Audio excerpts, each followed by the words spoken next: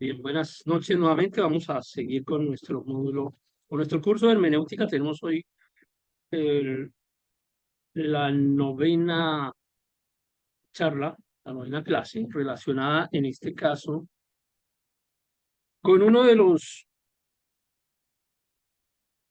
intérpretes de la escritura que probablemente son más conocidos por el cristianismo actual.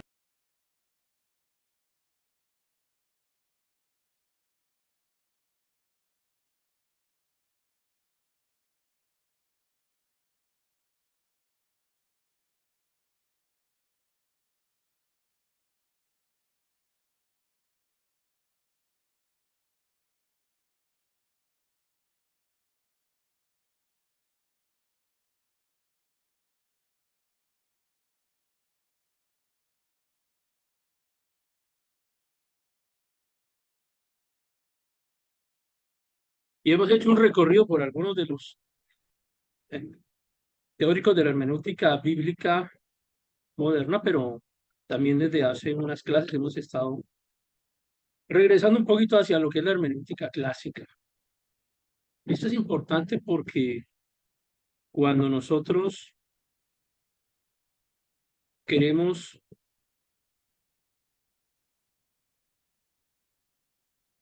fundamentarnos en estudios que consideramos clásicos, que hemos considerado como más cercanos al tiempo bíblico, lo que llamamos la iglesia del primer siglo o de los primeros siglos,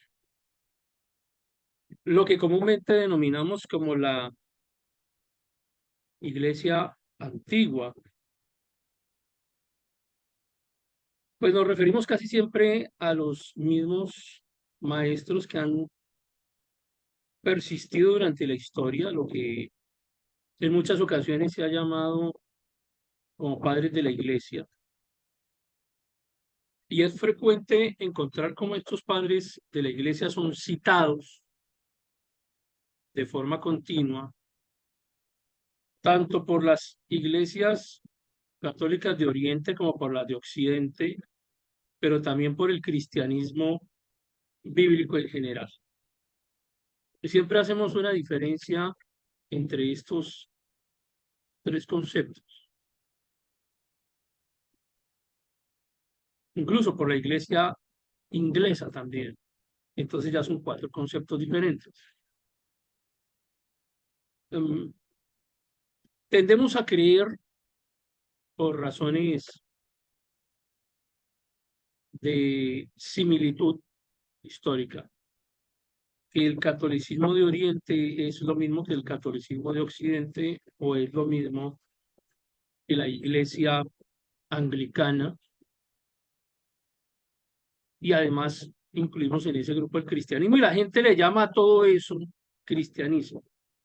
Entonces por eso es que cuando la gente suma, dice el cristianismo son 200 millones de personas nada más alejado de la realidad. El cristianismo es un remanente. El cristianismo es un pequeño remanente, en el cual no está incluido el catolicismo ni de Oriente, ni de Occidente, ni la Iglesia anglicana, por muy parecidos que sean en cuanto a algunas de sus doctrinas. Entonces uno se pregunta de dónde surge toda esta mezcla de conceptos. Y, y aquí está la hermenéutica para ayudarnos a dilucidar qué pasó en la historia y qué ha pasado con los teóricos de la hermenéutica, los teóricos de la teología, y por qué los padres de la iglesia pues serán padres para algunos, pero para muchos de nosotros no lo son, porque finalmente muchos de ellos, a pesar de que parece que estuvieron ligados al origen del cristianismo en los primeros siglos, resulta que no, como lo hemos visto en algunas ya de las clases anteriores. Ustedes deben tener bien claro que esos conceptos. Hoy hablaremos de un personaje que es muy llamativo, que es muy conocido para la historia y que es llamado por muchos, tanto cristianos bíblicos como por otras denominaciones pseudocristianas, como padre de la iglesia. Y esto puede llegar a molestar a muchos. Yo comprendo realmente el tema, quise eh, no tratarlo con diplomacia, no me interesa, simplemente mostrarles evidencias históricas de cada uno de estos personajes que hemos venido abordando en este programa de hermenéutica. Y no me interesa tampoco quedar bien con el grupo de fans de los agustinianos, ni de quienes perteneciendo a la iglesia cristiana consideran que Agustín es uno de sus padres. Entonces, habiendo dicho eso, creo que ya tenemos una idea del transcurso de lo que será esta clase de hoy y comenzaremos a hablar de Agustín de Hipona, su hermenéutica y abordaremos temas como el sincretismo religioso y el eclecticismo religioso, también que hacen parte de este ejercicio de interpretación hermenéutica.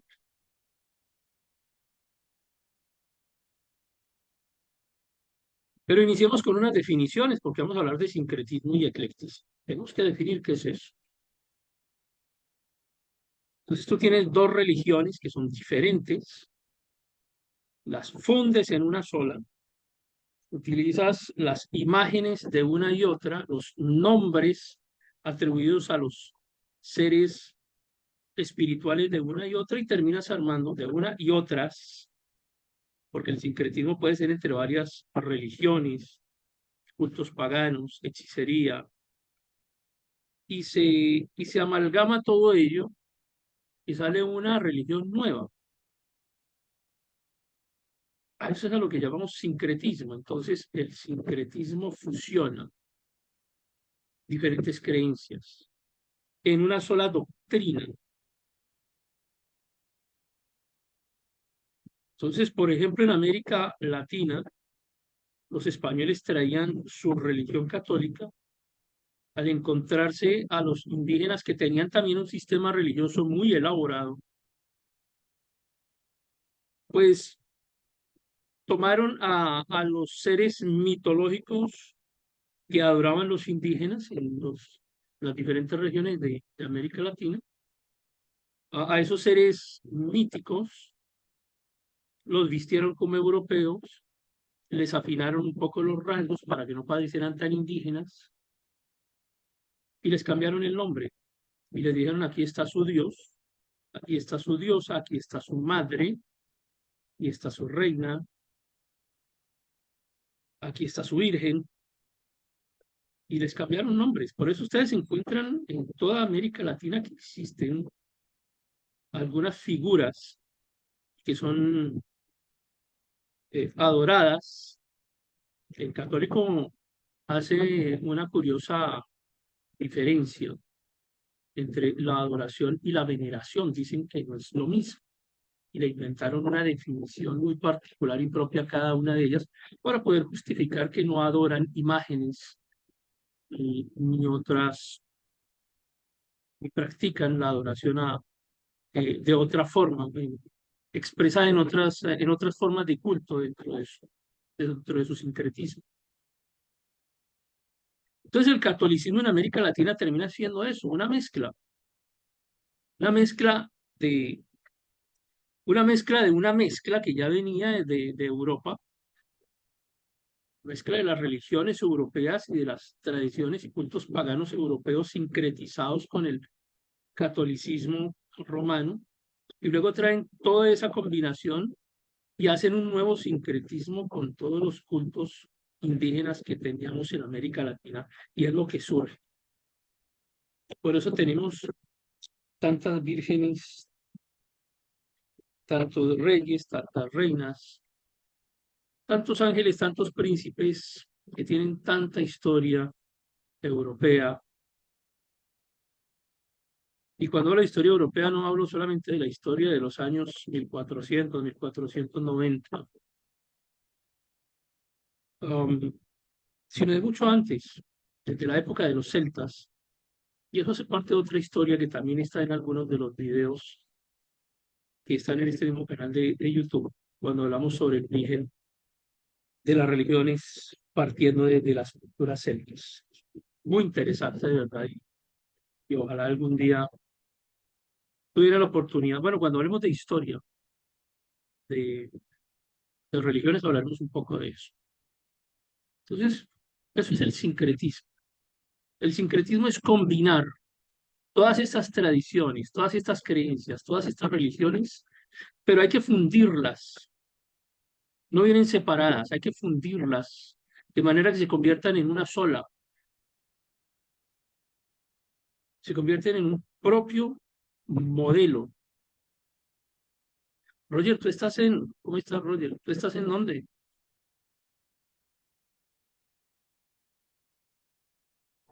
Hola, profesor. Estoy precisamente en Bogotá, Colombia, bueno, parte de su tierra. ¿Sí Ok, me listo, escucho? pensé, estaba acordando y pensaba que llegabas a Bogotá, pero no recordaba exactamente si era hoy, pero sí. Ok, me alegra, bienvenido a Colombia. Ah, gracias, muy gentil de su parte, profesor Ricardo. Bueno, me alegra muchísimo tenerte con... Hoy sí estamos a la misma hora. Ah, es Listo. correcto. Por ahí nos veremos estos días. Gracias, profe. Bien, entonces decíamos que el sincretismo es eso, es amalgamar, unir todos esos ritos, conceptos, modelos religiosos en uno solo, ser un solo culto nuevo, una nueva religión, en la que es muy difícil identificar cuáles son los orígenes de cada uno de sus componentes. Pero con juicio, con responsabilidad se puede hacer y se puede investigar de dónde surge cada uno de esos nombres, conceptos, dioses, reinas, vírgenes, reyes, etcétera, todo lo que hace parte de. No estoy hablando solamente del sincretismo religioso, en este caso católico, sino en general de de todos los sincretismos. Entonces ahí está el ejemplo, que es el caso de América, donde encuentran ustedes una cantidad de, hablemos de vírgenes, por ejemplo. Porque es que en América Latina hay vírgenes para lo que ustedes quieran, con el nombre que quieran. Y se queda uno pensando, ¿realmente se refieren a la Virgen María? Todas ellas son la Virgen María. Tienen tantos nombres, figuras tan extrañas, a veces unas parecen africanas, otras evidentemente tienen los rasgos indígenas, latinos, otras parecen más europeas, y otras mezclan todo ello.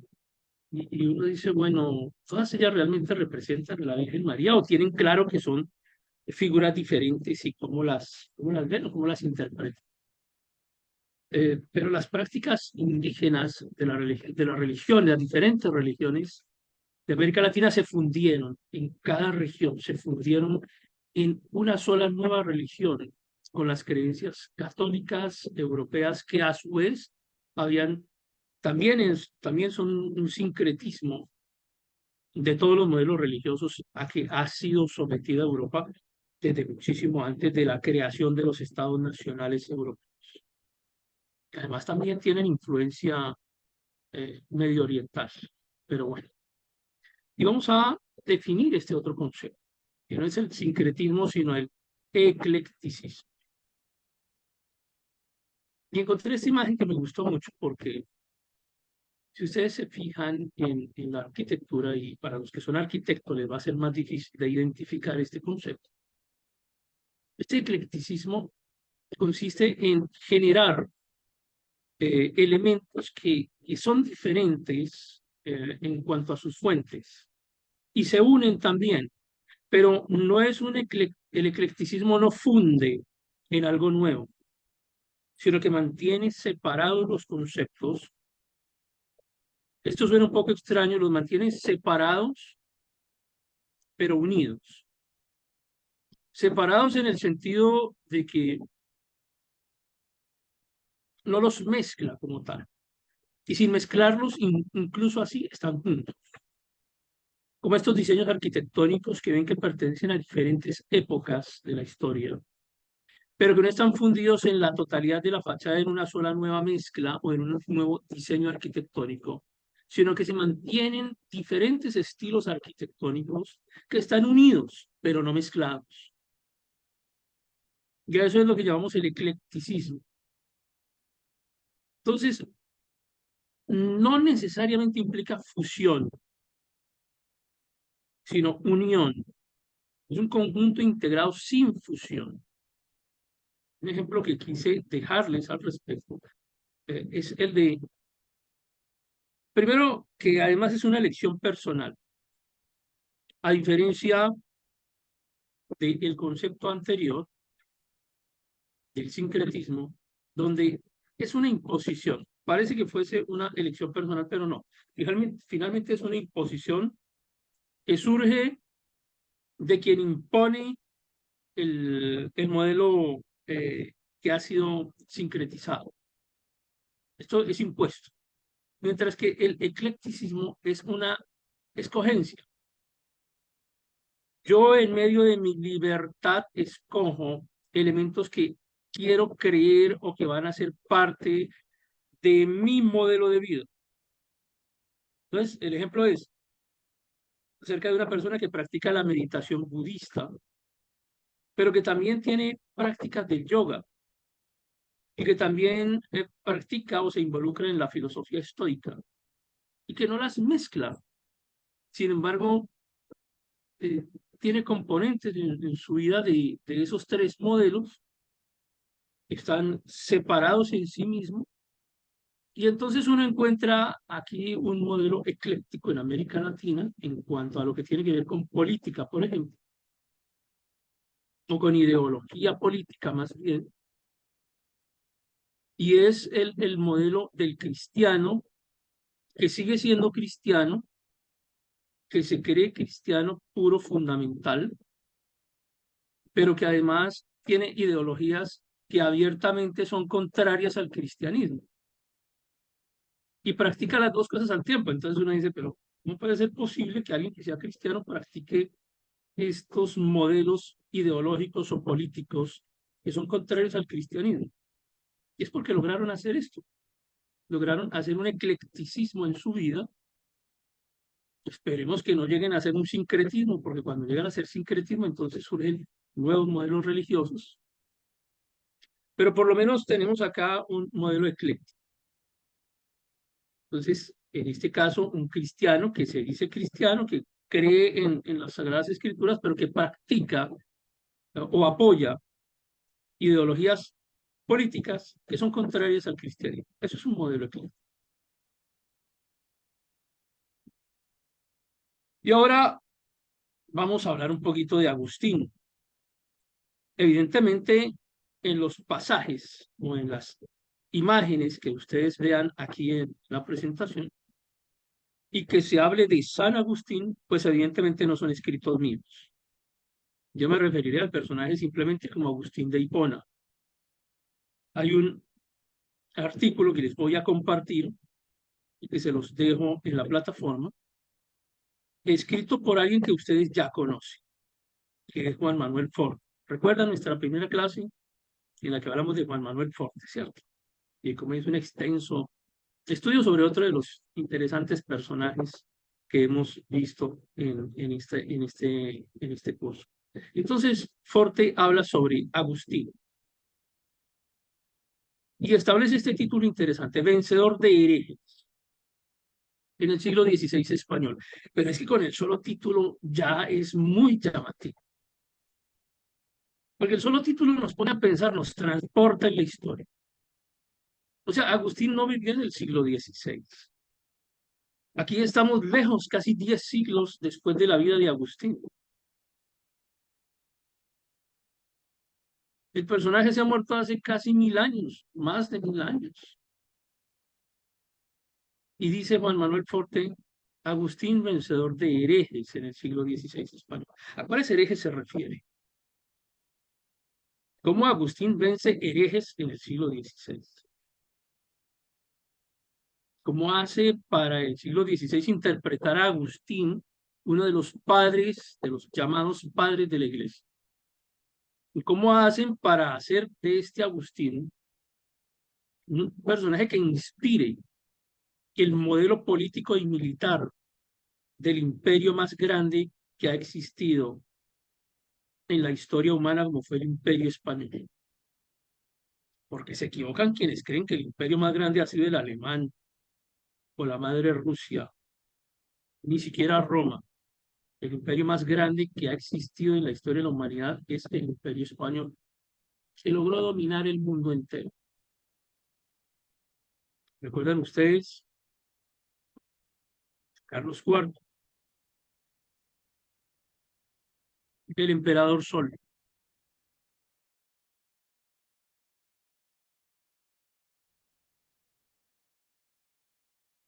cuyo imperio, en cuyo imperio nunca se ocultaba el sol. Era tan grande el imperio español que siempre, por donde pasaba el sol, había un territorio que era propiedad del imperio.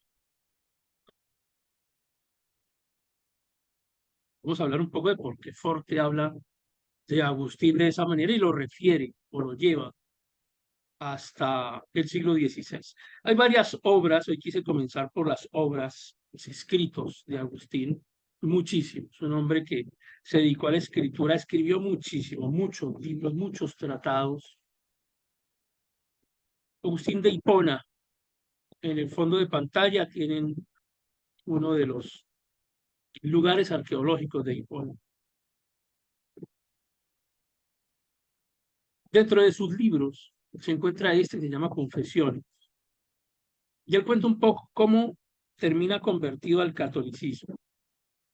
Y aquí ya encontramos una primera diferencia entre muchos predicadores cristianos de hoy en día, que se refieren a Agustín como uno de los padres de la iglesia cristiana. Y es la primera aclaración que tenemos que hacer. Agustín no pertenecía a los grupos cristianos de la Edad Media. Agustín era católico, católico a ultranza. Así muchos predicadores, incluso muy famosos, estoy hablando no solo de famosos hoy, estoy hablando de famosos en la historia, que han hecho grandes e importantes tratados que seguimos como fundamentos de estudio entre la iglesia cristiana, se refieren a Agustín, uno de los grandes teóricos del cristianismo. Y aquí en Confesiones él relata por qué siente necesario dejar a su familia, abandonar a su esposa, abandonar a su hijo, unirse al catolicismo, renegar de haber tenido un hijo, renegar de haber tenido una esposa, aclarar que fue un acto de pecado haber tenido una familia. Y esto lo relata aquí, entre otros pasajes, pero aquí principalmente en sus confesiones. La naturaleza del pecado. Y establece cómo la familia es en sí misma para él, es un factor de pecado, algo que lo llevó al mal y algo de lo que tiene que arrepentirse.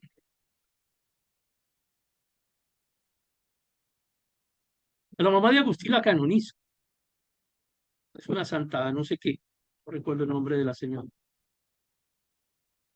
Y algunos escritos dejan ver cómo ella influyó en el pensamiento de Agustín para que abandonara a su familia, dejara a su hijo, a su esposa y se uniera definitivamente al catolicismo. La ciudad de Dios, seguramente la han escuchado ustedes, es seguramente también la obra más famosa de Agustín de Hipona. Habla de muchas cosas. Agustín era básicamente filósofo. Es un filósofo convertido al catolicismo. De manera que dentro de los escritos de Agustín siempre van a encontrar ustedes que se refiere mucho a los ilustres de la filosofía griega clásica principalmente. Entonces ahora toca levemente a Sócrates, pero más fuertemente a Platón, a Aristóteles, y mezcla esta filosofía con su nueva religión y también habla de política y habla de historia. Entonces crea unos fundamentos muchos de ellos han persistido hasta nuestros días, fundamentos en los que Agustín se convierte en el gran teórico de la filosofía de la religión, de la política, de la historia. Y él indica que hay dos ciudades. una ciudad terrenal, en donde está todo el pecado. Todo lo que no es católico pertenece a la ciudad terrenal. Y todo lo que es católico es la ciudad de Dios. Y su obra se llama así, la ciudad de Dios. Muchos pasajes dentro de los escritos de Agustín, que parece pasajes aislados. Bueno, y cuando digo pasajes no son solamente párrafos, capítulos enteros, que parecen escritos por un pastor cristiano. De ahí un poco la confusión, porque a veces se abordan temas como la Trinidad, como la pureza, como la fe, en los que no pareciera que existiese un componente católico radical y profundo. Tal vez es necesario recordar cómo la escritura nos dice que hay que tener cuidado porque el ángel se parece mucho, el ángel del mal se parece mucho al del ángel del bien. Es decir, siempre va a tratar de imitar para engañar, dice incluso a los escogidos. Entre más se parezca, es más fácil engañar. Hasta el punto en que, insisto, muchos de los grandes predicadores del cristianismo consideran a Agustín uno de sus principales padres y teólogos, la ciudad de Dios. Y habla sobre la Trinidad. Y aquí, digamos, está muy en relación con lo que nosotros como cristianos creemos. Esa relación Padre, Hijo y Espíritu Santo. Como nosotros interpretamos la Escritura y como entendemos que hay un Dios Padre que envía a su Hijo Jesús para la salvación de la humanidad a través de un sacrificio perfecto y único, y cómo Jesús deja al ayudador, al Espíritu Santo, para que nos acompañe mientras Él regresa. De manera general, esto mismo es lo que encontramos aquí sobre la Trinidad. Entonces, cuando un pastor o cristiano lee algunos de estos pasajes sin detalle, dice, bueno, Agustín realmente parece más un reformador. Parece que estuviera escribiendo Lutero, Zwinglio, cualquiera de los grandes reformadores que descubrieron las falacias del catolicismo. Pero no, estamos hablando de alguien que era profundamente católico, pero que coincide con nosotros en esta obra específicamente que es sobre la Trinidad, sobre el libre albedrío. Ahora, habla acerca del libre albedrío, pero desde su perspectiva católica. Porque comienza Agustín en esta obra a establecer una diferencia fundamental entre cómo debe abordarse lo que él comienza a denominar como herejías, cómo deben atenderse las herejías desde el punto de vista del romanismo católico. ¿Cuáles deberían ser las acciones del romanismo católico frente a las herejías? Y comienza a abordar otras cosas también, como la predestinación, como la persecución religiosa. Y nos lleva entonces a la doctrina cristiana también. En este documento, se llama así, de la doctrina cristiana o de la enseñanza cristiana. En este punto, Agustín hace un barrido general de toda lo que él considera lo que son los fundamentos de la teología cristiana. Pero aquí, nuevamente, todavía no tenemos un sincretismo propio, sino hablaríamos de un eclecticismo en esta fase de Agustín, en donde comienza a unir elementos, así como en la imagen del edificio que les mostraba, como que una capa es de cristianismo, otra capa de catolicismo, otra nueva capa de su doctrina, y hace así un estudio, un ejercicio de lo que es la doctrina cristiana. En otro de sus escritos, que se llama La Trinidad, eh, nuevamente intenta interpretar acerca de cómo deberíamos nosotros entender el concepto de la Trinidad. Porque existió mucha controversia, y ha existido, por supuesto, todavía hay mucha controversia sobre cómo debe interpretarse la Trinidad. Entonces hay quienes dicen que la Trinidad era Jesús, por ejemplo. Dios se hizo hombre en Cristo y ahí mismo estaba el Espíritu Santo. Esa era una de las teorías de la Trinidad, bueno, que la conocimos claramente en la Edad Media, pero que incluso hasta hoy en día se presenta. Otro concepto de la Trinidad es que eh, Dios, ese Espíritu Santo, se posó sobre un hombre que era pecador, pero que se santifica una vez llega el Espíritu Santo sobre este hombre Jesús, y que sale de Jesús antes de morir, porque Dios no puede morir. Y la representación es a través del Espíritu Santo. Esa es otra forma de ver la Trinidad. Entonces, la Trinidad en San Agustín es muy parecida al concepto que nosotros tenemos en el cristianismo. Lo que entendemos por Trinidad lo entendía también Agustín, y nuevamente encontramos, si se quiere, un punto de convergencia. También enseña en sus diferentes escritos sobre cómo debe interpretarse y cómo deben enseñarse las escrituras. ¿Cuál debería ser el modelo de interpretación y de enseñanza? Es que resulta que los cristianos comenzaron a escribir, los cristianos comenzamos a escribir apenas con la aparición de la imprenta. Y el primer documento que se llevó a la imprenta pues fue la Biblia. Muchos que criticarán que la imprenta realmente no se inventó con Gutenberg, sino con los chinos. Pero esa era otra máquina diferente, que eso no servía para nada real. Imprenta realmente es la de Gutenberg. Y el primer documento claramente masificado por la imprenta fue la Biblia. Y de ahí en adelante viene la persecución, y el catolicismo perseguía a quienes escribían, a quienes produjeran Biblias. De hecho, el catolicismo, uno de los libros más perseguidos por la Biblia, por el catolicismo fue la Biblia. Católicos quemaban Biblia. Era un delito traducir y tener en su propiedad una Biblia. Pues mucho más allá si se escribían tratados o estudios sobre la Biblia,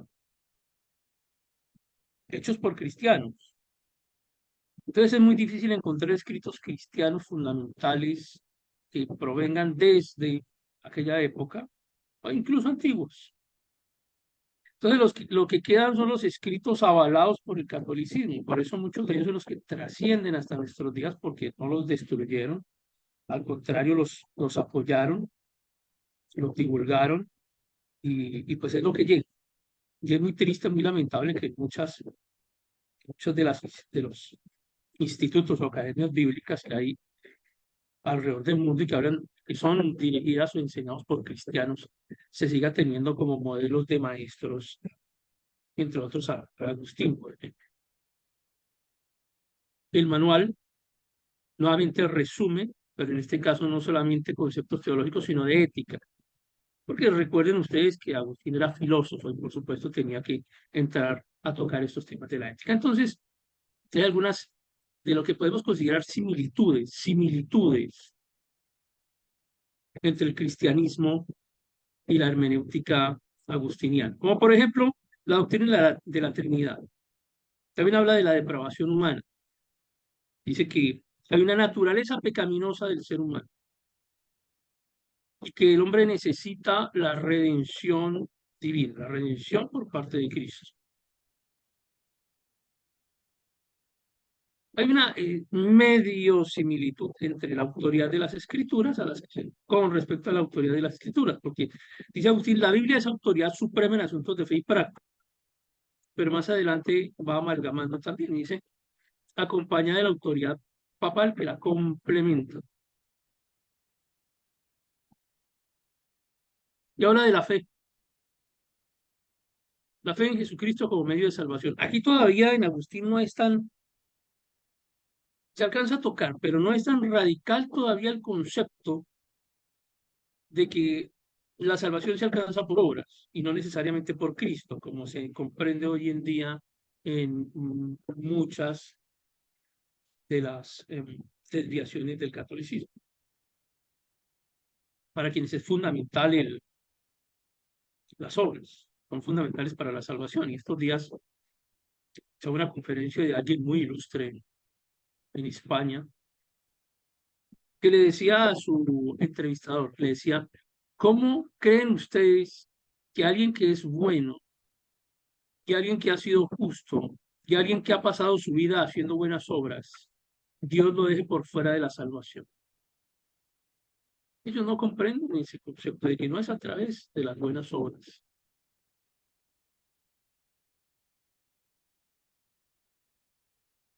La vida eterna y la resurrección, otro aspecto que se comparten entre el cristianismo y las tesis agustinianas,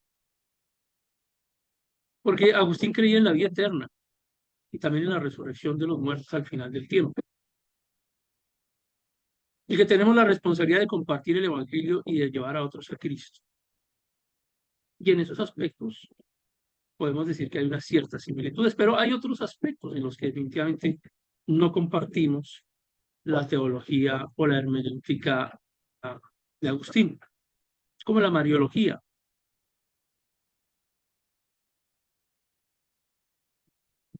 No es posible creer que exista un ser superior a Dios, por tanto, hablar de una madre de Dios hace a Dios inferior. El solo concepto está afectado en su sola presentación, ¿no? Y este era uno de los conceptos que defendía Agustín. O que el pan y el vino en la Eucaristía se convierten literalmente en el cuerpo y la sangre de Cristo. O que el Papa es el líder supremo de la única, además la llama así, la única Iglesia católica, es decir, universal. O la santidad de María. O el concepto de la Inmaculada Concepción. Son conceptos teológicos dentro de la doctrina del catolicismo que van siendo perfeccionados a lo largo de los siglos hasta llegar a lo que tenemos hoy, pero que claramente ya tienen un fundamento en aquella época.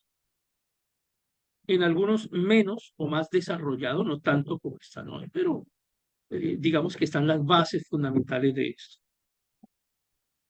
Finalmente, la interpretación de que la Iglesia, y a lo que ellos definen como el magisterio, es la guía de autoridad para entender la Biblia. Es decir, que es el magisterio del catolicismo que nos permite, está por encima del Espíritu Santo, es quien permite que pueda ser entendido,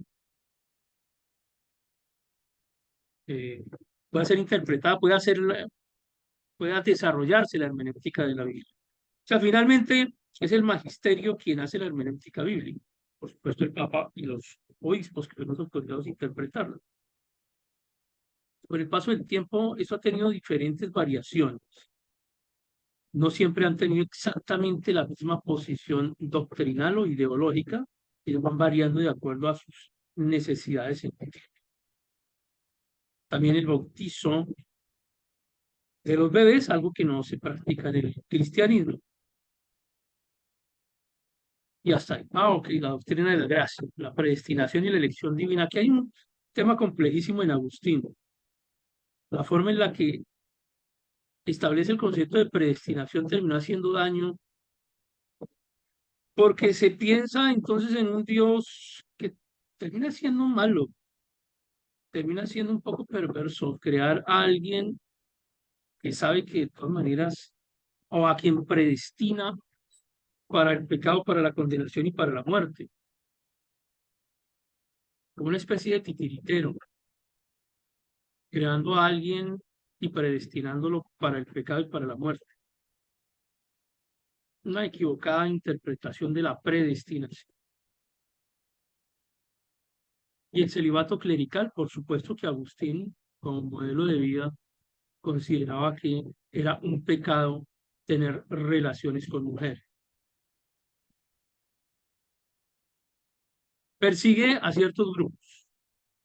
Fue un claro perseguidor de ciertos grupos religiosos, quienes no eran afines con el cristianismo ni con el catolicismo, a quienes incluso nosotros, algunos de estos grupos, podemos llegar a considerar como herejes. Por ejemplo, los donatistas. Cuando ustedes vean el módulo de reforma, van a encontrar que muchos de los grupos que en la historia el catolicismo denominó como herejes y que hoy en día la, la crítica y la historia también sigue llamando herejes, muchos de esos grupos que tienen nombres extraños, realmente eran cristianos, cristianos bíblicos, a los que se les dio el calificativo de herejes. Pero parece muy curioso porque cuando a veces se tienen debates sobre este tema y se habla de cómo el catolicismo mató mucha gente, muchísima gente, millones de personas, ha asesinado el catolicismo en nombre de su religión. Entonces, y habla uno, por ejemplo, de las cruzadas, o habla uno de la Inquisición, y es increíble escuchar al católico diciendo, justificando, es que eran herejes. O sea, como si su posición doctrinal religiosa justificara el derecho a matar a otros que no comparte su religión. Entonces, Agustín escribió una obra, entre ellas, de las muchas que escribió una que se llama así, Contra los donatistas. También escribió sobre el bautismo contra los donatistas. Por supuesto que defiende las doctrinas del catolicismo.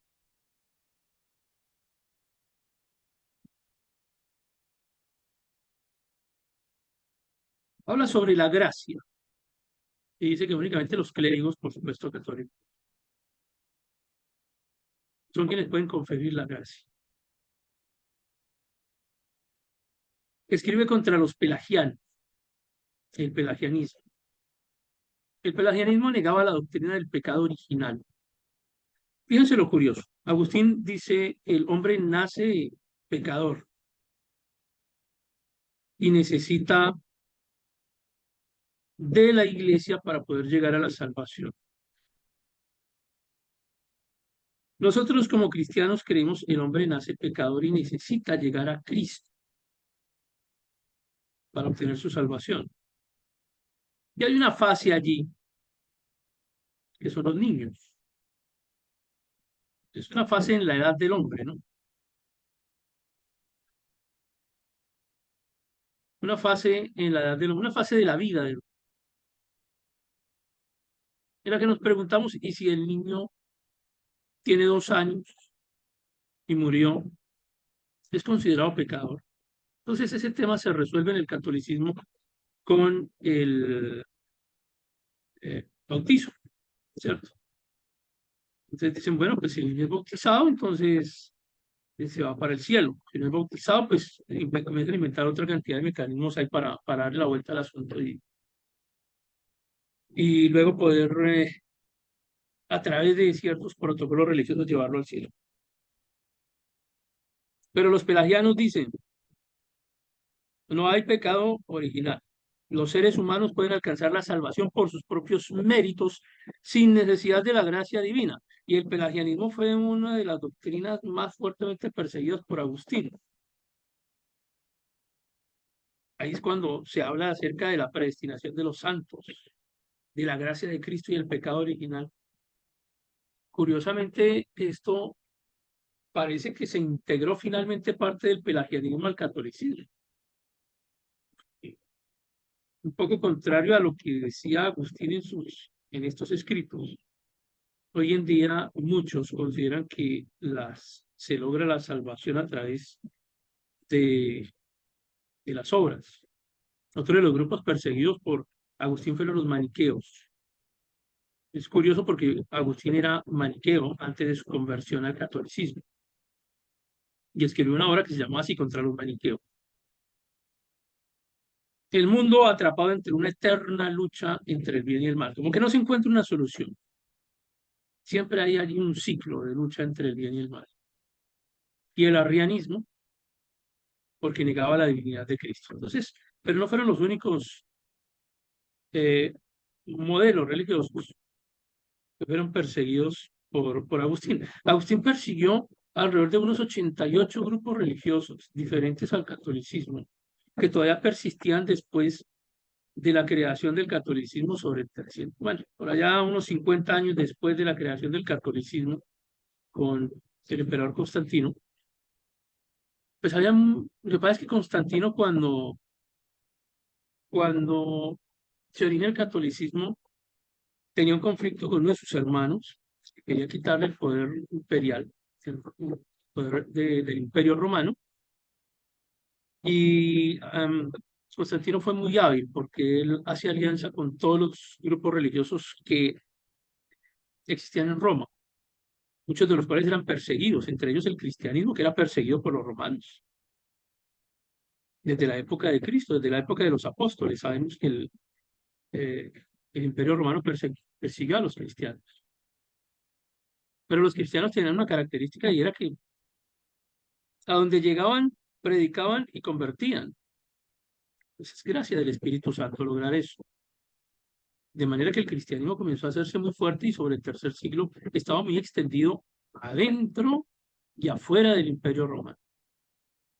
Entonces Constantino encuentra un grupo importante, un grupo de apoyo importante para que le ayudan a sostenerse como emperador en contra de la persecución política que tenía. Y entonces Constantino genera el concepto de libertad de cultos. Y la libertad de cultos existió durante el Imperio Romano en la época de Constantino. Todas las religiones eran libres, todas las religiones eran oficiales.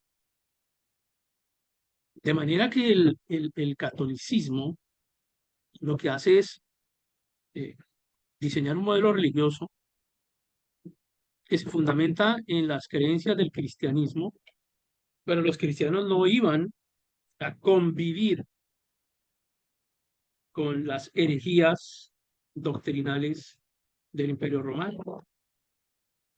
Algunos terminan uniéndose a Constantino y algunos cristianos, pseudocristianos, terminan haciendo parte de esa nueva doctrina que surge con Constantino en esta fase.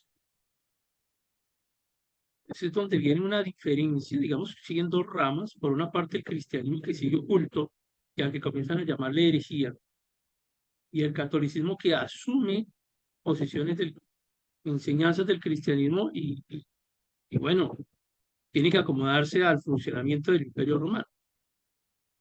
Entonces es cuando surge, eh, y esto lo hemos reiterado en muchas ocasiones, el concepto de Constantino como el Pontifex Maximus, el Pontífice Máximo, que no era un título que surgió en esta época de Constantino. Este título surge con el mismo nacimiento del Estado romano, en la época de los emperadores, en la época de los reyes. No siempre hubo emperadores en Roma, habían reyes también, habían magistrados. Pero una de las características del alto líder del catolicismo es que ejercía también como máximo líder religioso. O sea, el emperador o el rey o el máximo líder de Roma ejercía como máximo líder religioso, político y militar. Entonces esto no es nuevo, esto no surge con Constantino, era una característica de los emperadores romanos. Entonces el emperador romano era el máximo líder de las religiones. De manera que cuando surge el catolicismo romano, es Constantino quien finalmente termina siendo el máximo líder de la religión romana, pero también lo era como máximo líder de todas las religiones imperiales. El asunto es que Constantino jamás se convirtió realmente al catolicismo. El catolicismo para Constantino fue un apoyo religioso que le ayudó a permanecer en el poder político. Pero Constantino jamás dejó su culto al dios Sol, que era el principal dios ídolo de los romanos. De hecho, con la muerte de Constantino, sus hijos acuñan unas monedas en las que se ve a Constantino en un carro que lo lleva hacia el sol, convertirse o hacer parte del sol. Por supuesto, la Iglesia, la religión católica, eh, necesita justificar el hecho de que Constantino se convirtió al catolicismo. Ya ustedes conocen la historia de cómo recrean, inventan la historia de que Constantino se enfermó y entonces terminó dándole gracias a un evento milagroso que le permite hacer parte del catolicismo y que gracias a ello le dona extensos territorios al papado romano para constituir lo que se llamaron los estados pontificios. Eso a través de un documento que ya también ustedes conocieron, que se llama la donación de Constantino. Si han comprado el libro, hago la cuña para que lo tomen.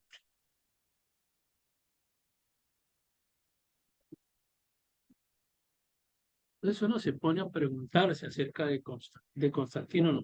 De Constantino sabemos que no era cristiano, pero nos preguntamos acerca de Agustín. ¿Cristiano o no cristiano? Cristiano católico, finalmente. Y si nos referimos a él como padre de la iglesia, ¿padre de cuál iglesia realmente? ¿De la cristiana? ¿De la católica? Y ver ese concepto, esa confusión tan extraña. Porque miren, este recorte lo tomé de internet apenas ayer preparando la clase, de alguien que está en Facebook.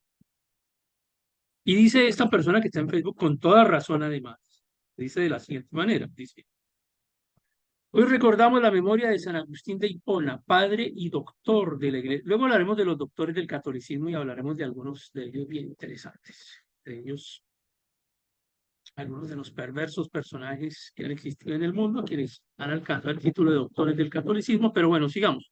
El cual algunos evangélicos reformados, entre comillas, es decir, están hablando de nosotros, lo toman como base para asegurar que era de los suyos y pensaba como ellos. San Agustín se caracterizaba por su gran amor y devoción a María Santísima, que los evangélicos actuales rechazan a bocajarro.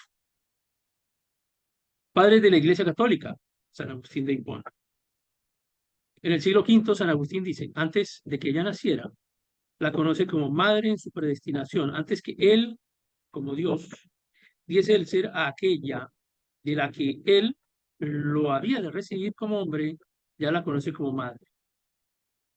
Él eligió a la madre que ha creado. Él creó a la madre que había elegido. Repito la primera parte de este pasaje de alguien que se llama católico legionario de la fe, que con toda razón dice y nos restrega en la cara: hoy recordamos a la memoria de San Agustín de Hipona, padre y doctor de la Iglesia Católica, el cual algunos evangélicos reformados, insisto, nosotros, lo toman como base para asegurar que era de los suyos. Claro, es que lo hemos hecho, ahí nos hemos equivocado, como cristianos nos hemos equivocado. Muchos de nuestros grandes predicadores, no solo actuales, sino de esos grandes que han escrito los grandes libros de hermenéutica, los grandes libros de historia del cristianismo, que se comparten en los institutos bíblicos cristianos de las multitudes de iglesias cristianas evangélicas en el mundo, consideran a Agustín como padre de la iglesia. Y los católicos saben quién era Agustín. E insisto, nos restregan en la cara que decimos que era de los nuestros y que pensaba como nosotros, y eso es falso. Y ellos lo saben. El problema es que nosotros no lo sabemos. Y muchos de nuestros predicadores nos siguen enseñando desde el púlpito cuando van a hablar de las grandes e importantes prédicas y de cómo quieren hablarnos acerca de la Trinidad y acerca de la fe y acerca de la salvación. Y nos hablan de, como decía el padre de la iglesia, San Agustín, etcétera, etcétera. Y en adelante siguen con su teoría evangélica. Pero tenemos que entender a quién le decimos padre. Y esto nos va a seguir ocurriendo durante el transcurso del estudio de la hermenéutica bíblica. ¿Quiénes hemos fundamentado nuestra doctrina? ¿Por qué no fundamentamos nuestra doctrina en la Biblia? ¿Por qué tenemos que seguir refiriéndonos en nuestras enseñanzas, en nuestros mensajes? ¿Por qué tenemos que seguir refiriéndonos a Agustín de Hipona o cualquiera de aquellos otros a quienes los de la religión llaman padre de la iglesia? Nos volvemos a preguntar entonces, ¿padre de quién? ¿Padre de cuál iglesia? ¿Cristiano? Porque los católicos tienen bien claro que cristiano no era, era católico. Somos los cristianos quienes no tenemos claro quién era este personaje. Les dejo apartes de un artículo de Ángel Vivas del 2010. Les voy a leer varios pasajes ahora y disculpa que sea un poco extenso en esto, porque están hablando de Agustín. El ejemplo quizás más reciente es la visión de San Agustín que da Jesús Mosterín en su libro Los Cristianos, de Editorial Alianza. Mosterín no se anda por las ramas a la hora de calificar al obispo de Hipona, al que considera una figura muy siniestra, no solo por su obra, sino por algunos aspectos biográficos, como el abandono de una mujer con la que convivía por imposición de su pretenciosa madre, Mónica. Mónica, Santa Mónica, para el catolicismo. Contribuyó como nadie a definir y consolidar la moral antihedonista y pronatalista de la Iglesia cristiana, le hace católica. En cuanto a su idea de la mujer, decir que era misógino era quedarse muy corto. Decía Agustín, no veo para qué ayuda del varón fue creada la mujer. O sea, es increíble. O sea, Dios dice, te creo una ayuda idónea, pero Agustín llega más allá de Dios, es más sabio que Dios, porque dice, no veo para qué ayuda del varón fue creada la mujer, si descartamos la razón de la gestación de los hijos. Es decir, solo sirve para la reproducción. Argumento que hoy presentan, por ejemplo, los movimientos feministas en contra del hombre. ¿Para qué los hombres? Únicamente para reproducir. Bueno, ya la base la teníamos allí en Agustín de Hipona, hablando de las mujeres. Sin él, la doctrina cristiana hubiera sido mejor. Nuevamente, le hace católica, dice Mosterín. Un aspecto clave de la doctrina agustiniana es la cuestión del pecado original, que implica que todos los niños no bautizados van al fuego eterno. Palabras de Agustín, no mías. Implica que todos los niños no bautizados van al fuego eterno y de tan escasa piedad como dudoso gusto. Curiosamente, también implica que Agustín no aceptaba lo que con el tiempo sería un dogma de la Iglesia, la Inmaculada Concepción de María, puesto que el pecado original se transmite por la relación sexual de los padres, y María fue concebida de esa manera, por lo que no estaría libre de pecado original. Así que nada de Inmaculada Concepción, llega a la conclusión este autor. Pero una de las cosas que más nos interesa en este instante, para finalizar, es hablar de la teoría de la Inquisición. El gran teórico de la Inquisición fue justamente Agustín de Hipona. Porque es que Agustín justificaba el uso de la violencia para perseguir a lo que él llamaba herejías, que es lo mismo que hacen hoy muchísimos católicos. Cuando uno habla es que la Inquisición, es que las persecuciones, y se dicen, pero es que no perseguían era a, dicen los católicos hoy, perseguían era herejes. Se conoce, justificaba la muerte de las personas, las masacres que existían, que han seguido existiendo. Luis González Seara, en El Poder y Palabra, aunque considera a Agustín el autor de la filosofía cristiana más profunda y original de todas, y a la Ciudad de Dios una obra cumbre de la literatura del Bajo Imperio, cree que también es el primer gran teórico de la Inquisición, partidario de que las impiedades, es decir, todo lo que no era católico, se castigara con el terror de las leyes imperiales, porque esa es una de las grandes invocaciones que hace Agustín. Como él no podía en su propia fuerza, porque no tenía un poder militar, que seguro si lo hubiera tenido lo hubiera usado, como más adelante lo hicieron los papas, pues establece que es el poder imperial el que tiene la obligación de perseguir a lo que no es catolicismo. Veamos aquí otro artículo, se llama La violencia tiene justificación, lo que dicen la ciencia y la filosofía, de Walter Bellor.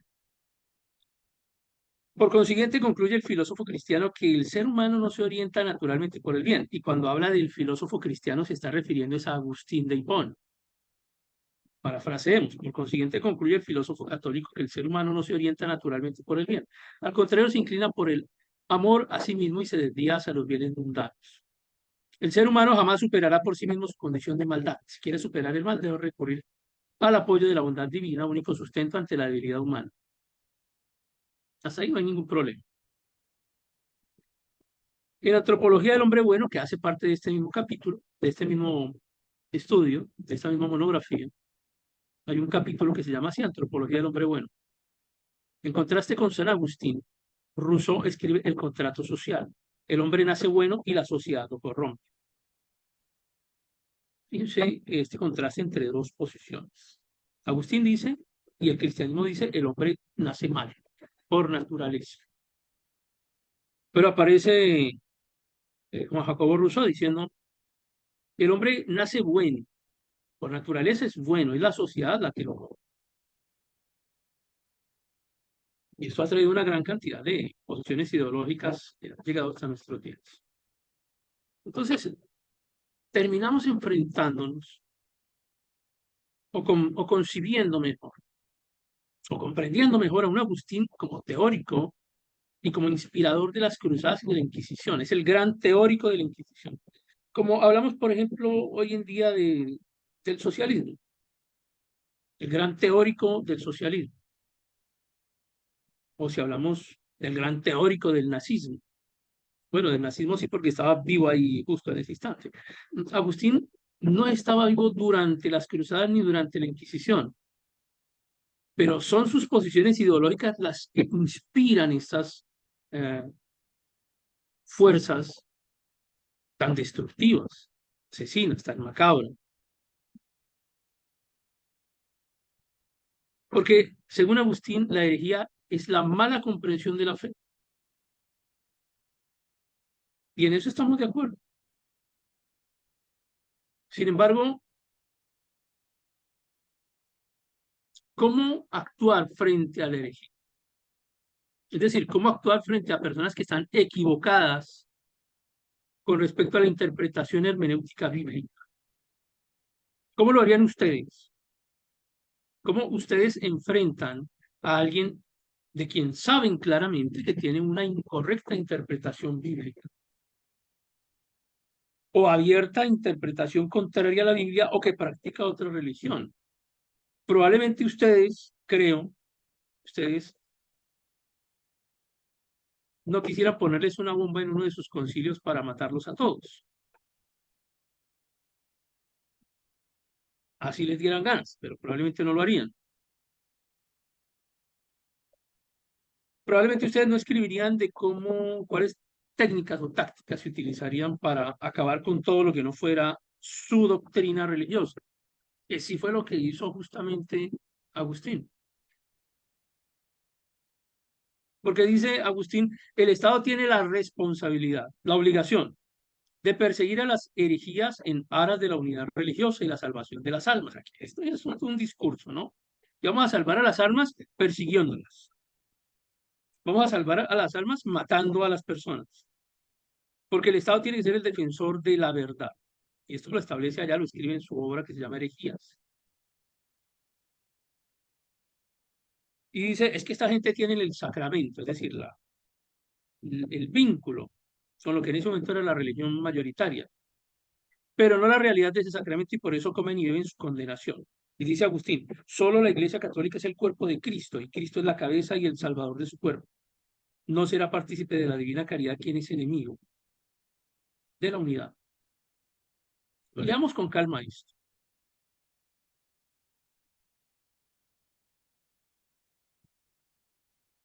Por lo menos la última frase. No será partícipe de la divina caridad quien es el enemigo de la unidad. ¿Quién es enemigo de la unidad? O sea, la unidad es la que produce la salvación. ¿Acaso la unidad, la salvación no la produce Cristo? O sea, ¿qué es lo prioritario acá? ¿La unidad o Cristo? ¿Qué produce la salvación? Porque no será partícipe de la divina caridad, de la salvación, quien es enemigo de la unidad. Y esta afirmación que todavía llega hasta nuestros días, solo la Iglesia Católica es el cuerpo de Cristo.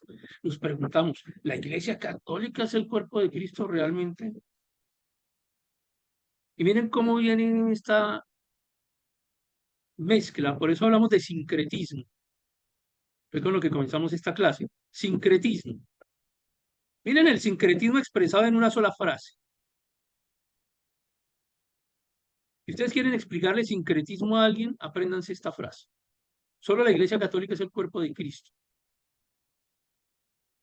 La mitad equivocada. Y Cristo es la cabeza y salvador de su cuerpo. Sí, Cristo es la cabeza y el salvador de su cuerpo. O sea, de la Iglesia. Se parece mucho a algunas de las preguntas que hacemos en las evaluaciones. Antecedente falso, consecuente verdadero. Agustín reclama sin ambajes que la espada y el poder civil, estén atentos a esto. Si no le ha prestado atención al resto de la clase, preste la atención a esto. Agustín reclama sin ambajes que la espada y el poder civil se pongan al servicio de las persecuciones religiosas. Agustín promueve las persecuciones religiosas, pero no solo las promueve y las exige, y además las justifica, y las justifica remitiéndose a la autoridad del Antiguo Testamento, en concreto a Salmos 72:11. Le adorarán todos los poderes de la tierra y todas las naciones le servirán. El autor dice, bueno, los apóstoles rechazaron la fuerza para reprimir la disidencia teológica, pero la iglesia del presente tiene el deber, dice Agustín, tiene el deber de perseguir la herejía. Ahora, ¿quiénes eran la herejía para los católicos? La herejía para los católicos eran todas las religiones que existían en aquella época, más el cristianismo. El cristianismo ha sido la gran herejía perseguida por el catolicismo. Hoy en día el católico prefiere a un budista, incluso a un musulmán, y no a un cristiano. El gran enemigo del catolicismo es el cristianismo. Y dice Agustín, pero la iglesia del presente tiene el deber de perseguir la herejía. Pues el mundo ha cambiado respecto al tiempo de los apóstoles. De hecho, la verdadera cuestión ahora es la de distinguir entre justas persecuciones. Miren cómo él dice que hay violencia, guerra, homicidios, masacres justas, las promovidas por el catolicismo, e injustas, las que se promueven contra ellos. O sea, Agustín dice, hay persecuciones justas e injustas. Las persecuciones injustas son las que se hacen en contra de ellos, y las persecuciones justas, justísimas, son las que hacen ellos en contra de los demás.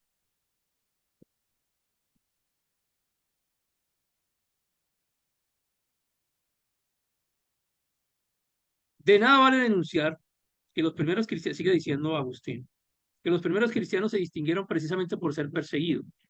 Agustín defiende con una curiosa reducción al absurdo, estamos hablando de una falacia que ustedes seguramente ya vieron allí con el módulo anterior. Según Agustín defiende con una curiosa reducción al absurdo la legitimidad de la persecución de los herejes y cismáticos por parte de los emperadores. El poder imperial puede perseguir tanto el error como la verdad. En ninguno de estos dos casos se atenta contra la integridad cristiana. Miren esto que viene acá, esta joya. Pues el hereje es justamente perseguido. Y la persecución injusta de la verdad permite al auténtico cristiano convertirse en mártir. O sea, es tan justa la persecución que si matan a un hereje, pues se lo merece por ser hereje. Pero que si matan a un cristiano verdadero, pues qué bueno porque lo convierten en mártir. Y es este el principio de una de las, por el que se justificó una de las masacres más grandes ocurridas en Francia en nombre del catolicismo persiguiendo al cristianismo. Porque había tanta gente en la ciudad que van a destrozar, que van a arrasar cuando llegan los católicos, que le pregunta el militar al líder religioso y le dice, pero hay mucha gente, ¿cómo vamos a distinguir entre los que son fieles al catolicismo y los que no? Y le responde el Papa, pues es que no importa, porque es que Dios va a reconocer a los suyos. Es decir, mátenlos a todos.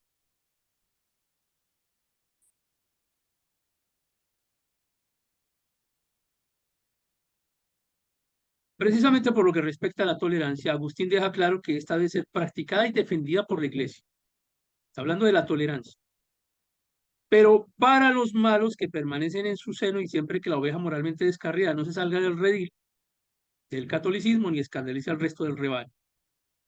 Porque ni los cismáticos ni los herejes deben ser tolerados. Porque como ya hemos visto, la desmembración del cuerpo de Cristo no es en ningún caso tolerable. De hecho, la herejía se escuda en la libertad del arbitrio por injuriar a Dios, un crimen no ciertamente menos grave que el homicidio del adulterio. Así que si la herejía no es menos grave que el homicidio, el adulterio, pues significa que no pasa nada si los matamos. O sea, si uno se pone a pensar en esto, es que termina uno concluyendo que Agustín no solamente es ideólogo de la Inquisición ni de las cruzadas, sino que aquí encuentra uno bases del nazismo, de los ultranacionalismos. Es que todo lo que no se parece a nosotros tiene que ser arrasado y es justo. Además debe ser una obligación. Agustín ofrece bases psicológicas y pedagógicas que legitiman la represión del hereje. Antes el espíritu herético. Ante el espíritu herético, la persuasión por medio de la sola palabra no basta. Con palabras no se enmendará el siervo obstinado, aunque comprenda, no obedecerá. Y uno dice en qué versículo se fundamenta esto, en qué palabra de Cristo se fundamenta esto. Cuando Jesús nos dice, hey, te obligan a llevar la capa, llévale el doble.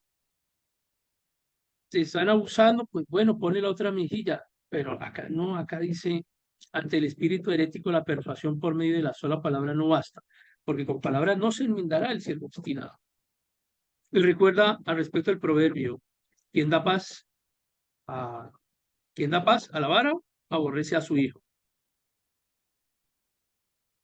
Interpretación eisegética de un versículo sacado fuera de contexto para justificar masacres en nombre de la religión. Porque quien da paz a la vara aborrece a su hijo. El hereje es castigado por su bien, así como el padre castiga al hijo insubordinado o el médico reduce al loco furioso. Por eso mismo el castigo al hereje no es incompatible con el mandato de la caridad. Miren cómo matar termina convertido en un acto de caridad. Asesinar, una masacre en este caso es un acto de caridad, según Agustín. Se le persigue de hecho por caridad, porque si los abandonaran y permitieran su perdición, esa falsa mansedumbre sería crueldad. Por otro lado, frente a los que critican que se castiga a quienes se han arrepentido y han vuelto al cuerpo de Cristo, recuerda que la penitencia, el dolor es la señal de un arrepentimiento sincero. No se quedaban solamente en matarlos, pues esta gente tenía propiedades, tenían casas, tenían tierras, tenían animales, tenían cultivos. Entonces también habla de la confiscación de los bienes de los herejes, porque la iglesia no siendo propietaria, sino solo administradora de los bienes de los pobres, argumento que exhiben hasta hoy en día, ¿cierto? Ellos no son dueños de nada.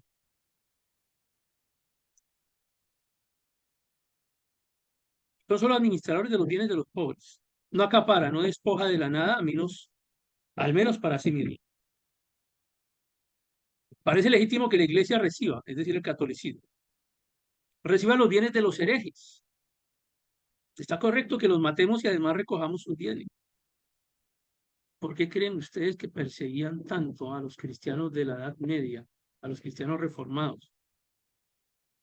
Es que los mataban y se apropiaban de sus casas, de sus terrenos, de sus propiedades, y se las peleaban entre ellos y hacían negocios entre el Papa, entre los reyes, entre las fuerzas paramilitares de las cruzadas. Los cruzados eran ejércitos paramilitares y entre ellos hacían negocios. ¿Qué porcentaje me toca a mí? ¿Qué le toca a cada uno? Iban y mataban a todo lo que encontraban, no dejaban a nadie vivo porque podía reclamar la propiedad. Y la justificación bíblica es esto: los justos se quedarán con el despojo de los impíos.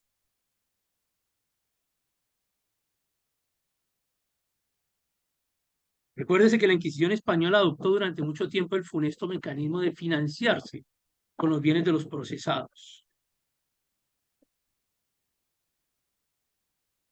recia cosa es que si no queman, no comen.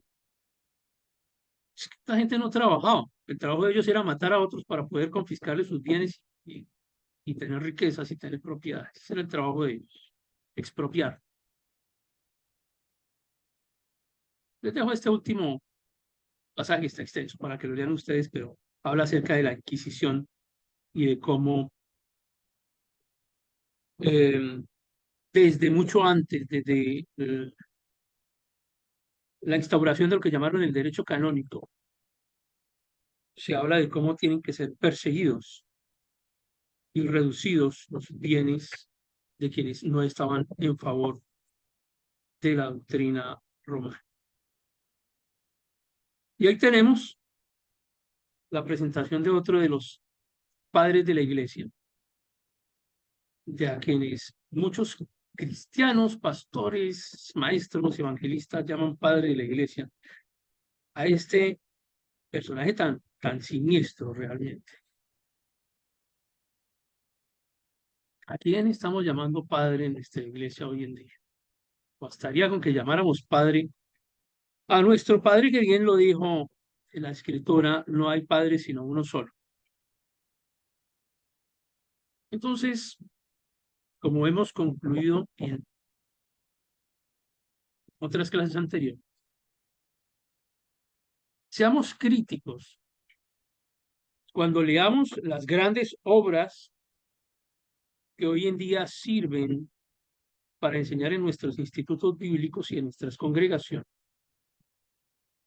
Revisen el material que están enseñando, con el que están enseñando, revisen el material con el que instruyen y dejen o dejemos de seguir enseñándole a la iglesia. Por ejemplo, que un personaje tan sanguinario como este era padre de la iglesia cristiana. Definitivamente no lo hay.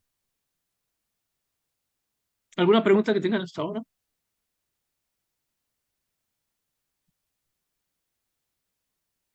Me interesaría preguntarle, profe, si algunas Sí. de las cosas que combatía, en este caso, Agustín de Hipona, eran también perseguidos por algunos cristianos de aquel entonces, como el pelagianismo, el arrianismo y otras de estas cosas. Se hacían frente común en la lucha contra algunas de esas corrientes que también, por ejemplo, la divinidad de Cristo, que fue una de las que vi por ahí.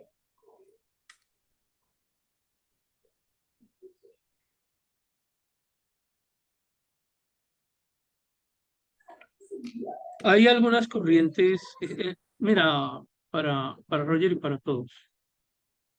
No es tanta la información que tengamos hoy en día de los grupos que en aquella época eran considerados como herejes. No hay tanta información de cada uno de ellos, justamente porque se han preocupado por no dejar suficiente evidencia histórica de cuáles eran sus enseñanzas, cuáles eran sus prácticas cotidianas. Lo que hemos descubierto realmente es que sí habían grupos que nosotros hoy en día podemos considerar herejes, como por ejemplo el gnosticismo, el mismo arrianismo. No tenemos duda nosotros de que esos grupos eran herejes con respecto a lo que nosotros consideramos hoy como nuestra doctrina cristiana.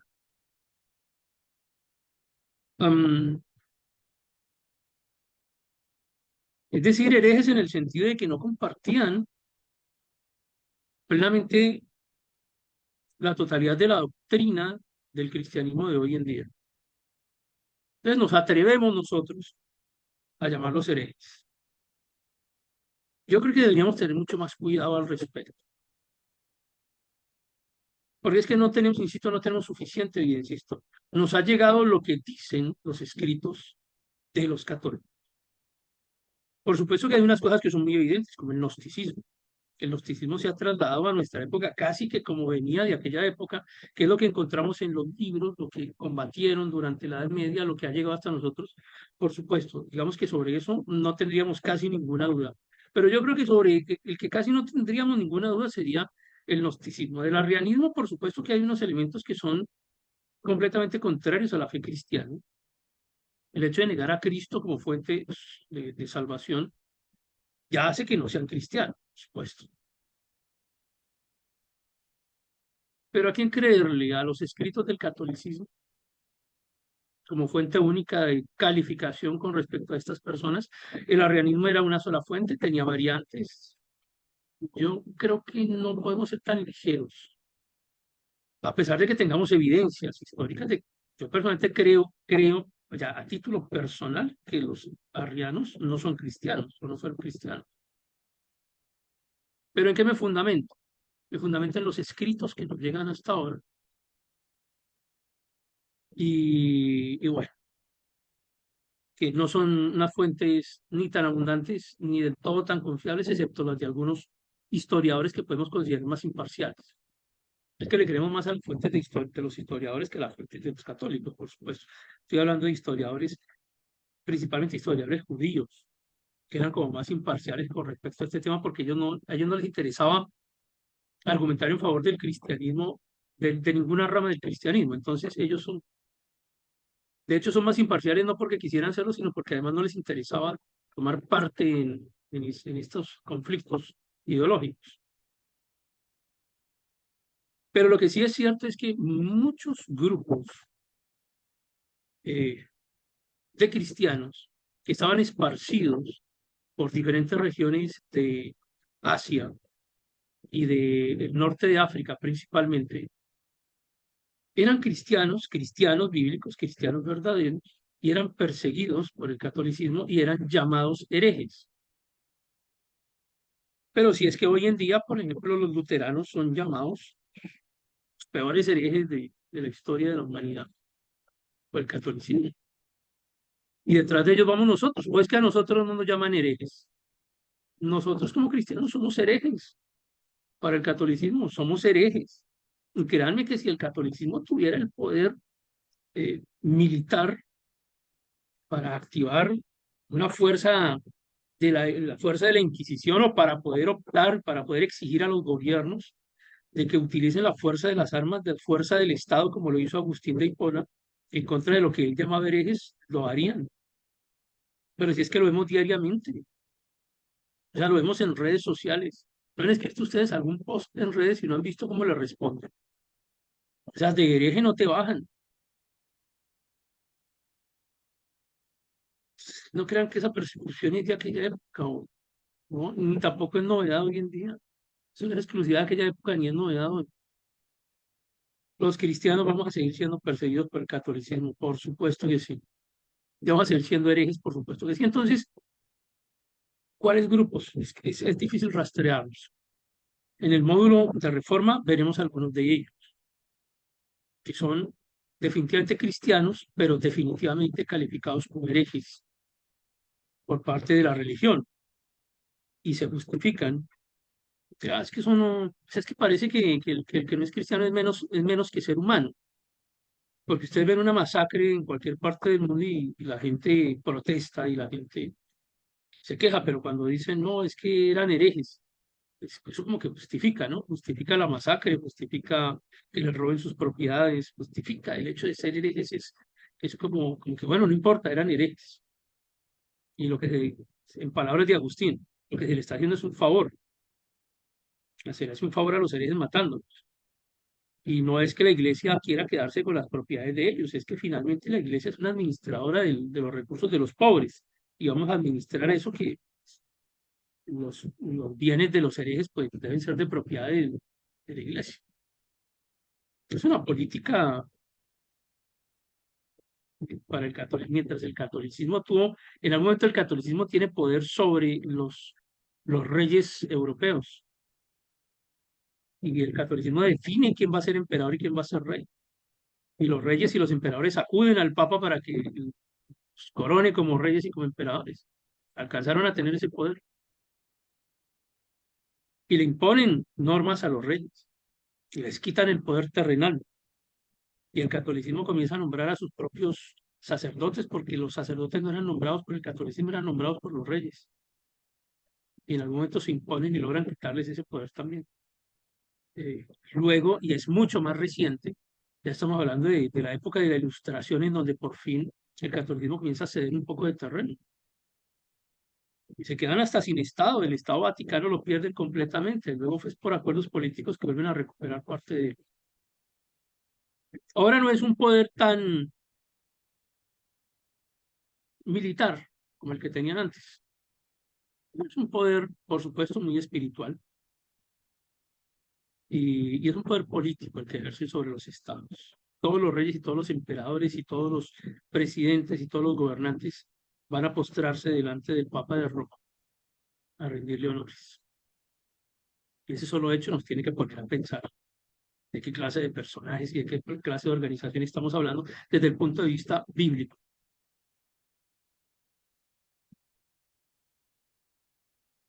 Y como estamos en una clase y estoy en libertad de cátedra, pues digo todo esto porque sí, porque hace parte de la historia y porque la libertad de cátedra me da ese derecho. Y el que tenga alguna controversia religiosa o ideológica, pues también la puede exponer así como la han escrito durante toda la historia para justificar las masacres y todas las atrocidades que han hecho. Elizabeth, dime. No, pensé que estaba levantando la mano. ¿Quién iba a decir algo más? Ok, listo. Bueno, muchísimas gracias. Hay dos, bueno, habían dos exámenes, creo que ya no va a quedar sino uno, no sé si el otro ya venció. Dejaremos este examen y dejaremos el video y dejaremos las diapositivas, como siempre en plataforma. Les voy a dejar las diapositivas ahora mismo. El video, recuerden que tarda un poco en procesarse. Si yo cierro Zoom, él no me deja descargarlo de una vez. Tarda como unas 12 horas más o menos. Entonces el día de mañana les estaré subiendo el video. Yolanda, bendícenos, por favor. Amén, buenas noches. Amado Dios, gracias te damos esta noche, Padre, porque eres bueno. Gracias, Señor, porque nos das la oportunidad de aprender esta clase, Señor, y te pedimos que te quedes con nosotros, Señor, el resto de la semana, Padre, que sigas dando, Padre, por gracia, Padre, lo que nos has dado, Padre, bendice la vida del profesor, Padre, para que siempre pueda estar dispuesto, Padre, como hasta ahora, Señor, con su tiempo, Señor, para estas clases, Señor. Bendice a cada uno de los que estamos aquí, Señor. Abre nuestra mente, nuestro corazón para poder comprender aún más, Señor. Queremos aprender más de ti, Padre Santo. Gracias te damos, Señor. Te bendecimos y te glorificamos esta noche en el nombre poderoso de Cristo Jesús. Amén. Amén. Bendiciones para todos. Bendiciones, buenas noches. Buenas noches, Dios profe. bendiga a todos. Muchas gracias, Buenas noches. profesor. Muy buenas noches, gracias.